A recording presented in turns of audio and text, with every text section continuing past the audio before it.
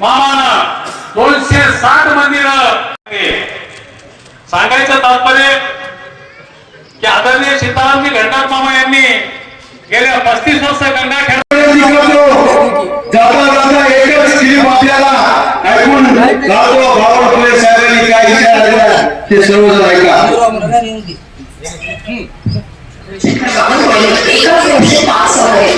पक्षाशी विश्वासघात म्हणजे आईशी विश्वासघात. पक्षाच्या उमेदवारांच्या विरोधामध्ये काम करणाऱ्यांना घरचा रस्ता दाखवणार असल्याचं देखील बावळकुळे म्हटलंय.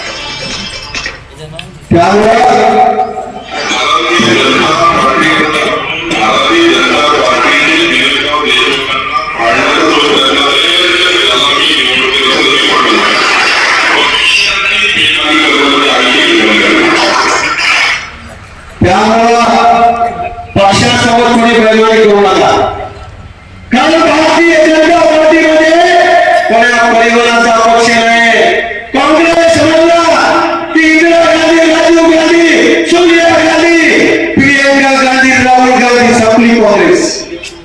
त्याच्या बाहेर गेली काँग्रेस. राष्ट्रवादी काँग्रेस म्हणला ते पवार फॅमिली, शिवसेना म्हणला ठाकरे फॅमिली. पण या देशामध्ये एकमेव पक्ष भारतीय जनता पार्टी. दर 3 वर्षाला जिल्ह्याचा, राज्याचा, देशाचा अध्यक्ष बदलला जातो. कुण्या एका समाजाचा आणि कुण्या एका परिवाराचा नसतो. 11 पगड जातीचे लोक असतात. त्यामुळे आपल्या सर्वांना विनंती करतो, पालकमंत्री महोदयांनी आपल्याला सांगितले चुनाव जिल्हा परिषद सर्कलची सीट फार महत्वाची आहे.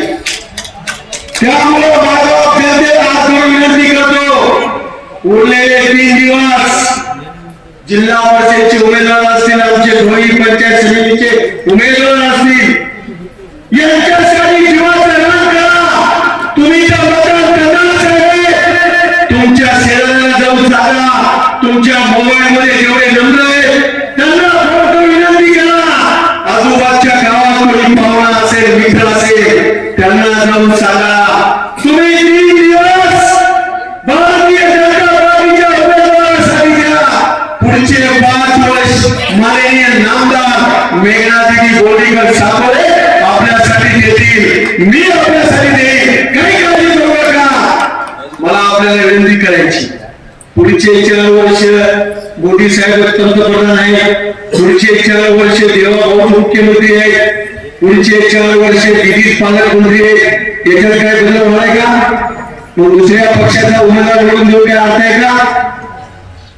त्यामुळे मला सांगा, राष्ट्रवादी असेल, शिंदे गटाचे असेल, त्यांना निधी कोणाला वाटतो? भाजपला. त्यामुळे आपण डायरेक्ट भाजपला मतदान विकासावर करा. जाता जाता एवढंच सांगतो, काल परवा एक दुर्घटना, अतिशय दुर्दैवी घटना घडली. आपल्या महाराष्ट्र राज्याचे कर्तव्यदक्ष उपमुख्यमंत्री विमान अपघातामध्ये अजितदादा पवार साहेबांचं निधन झालं. त्यांना भावपूर्ण श्रद्धांजली अर्पण करतो. आणि एवढंच आपल्याला 7 तारखेला आपल्या सर्वांना विनंती करतो की विकासाला मतदान करा. फडणवीस घंटाळला मतदान म्हणजे मोदी साहेबांना मतदान. फडणवीस घंटाळला मतदान म्हणजे देवेंद्र फडणवीसांना मतदान. फडणवीस घंटाळला मतदान म्हणजे आणि खाली पंचायत समितीला मतदान म्हणजे मेघनादेवी बोर्डीकर सापळे यांना मतदान. आणि समोरच्या उमेदवाराला मतदान म्हणजे कोणाला मतदान? जिल्ह्याच्या बाहेर ओळखीचं काय ना. त्यामुळे आपल्या सर्वांना विनंती करतो, देसाई साहेब काळजी करू नका. मुख्यमंत्री महोदयांनी या जिल्ह्यावर लक्ष दिले. जिल्हा परिषद कार्यालय तुमच्या आशीर्वादाने येणार आहे.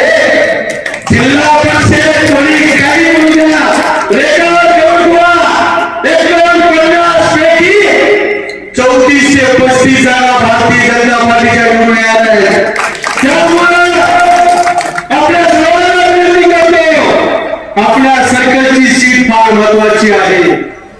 भरतराव भंडार यांचा स्वभाव सरळ आहे. सामान्य जनतेचं काम करणारा चेहरा भरतराव आहे. मी त्यांना जवळून पाहिलं. देसाई साहेबांचं काम चालू आहे. त्यामुळं कोणाच्याही अन्वेषणाला बळी न पडता पैसे सगळ्याचे घ्या पण बटन कमळाचं दाबा. एवढंच आपल्याला आपण सांगतो आणि आपल्या सर्वांची रजा घेतो. जाग्यावर कोणी उभू नका. आज जरी मला घ्यायला उशीर झाला असेल देसाई साहेब, कोणी देसाई साहेब, 9 तारखेला निवडणुकीमध्ये मी तुमच्या शिवायामध्ये असेल. एक माझा आवड आहे.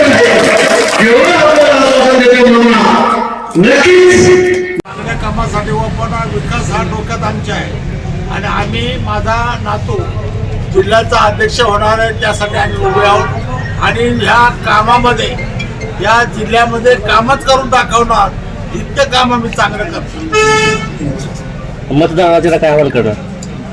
मतदार बंधूला काय आवाहन करणार? मतदारांना आवाहन करणार, आम्ही विकास करणार, आम्हाला मतं द्या. भारतीय जनता पार्टी देशामध्ये महाराष्ट्रामध्ये आणि सर्व जागी 1 नंबरमध्ये आहे. मग इथे आपल्या परभणीमध्ये सुद्धा आम्ही 1 नंबरमध्ये काम करून दाखवू भारतीय जनता पार्टीचं. मामा, तुमच्याच ओळखीवर निवडणूक नातवाला निवडून द्यायचे की नातवाचं काय वेगळं कार्य आहे? नातू स्वतः माझा भारतीय जनता पार्टीचा सेक्रेटरी आहे महाराष्ट्राचा. सगळे कामं तो करतो.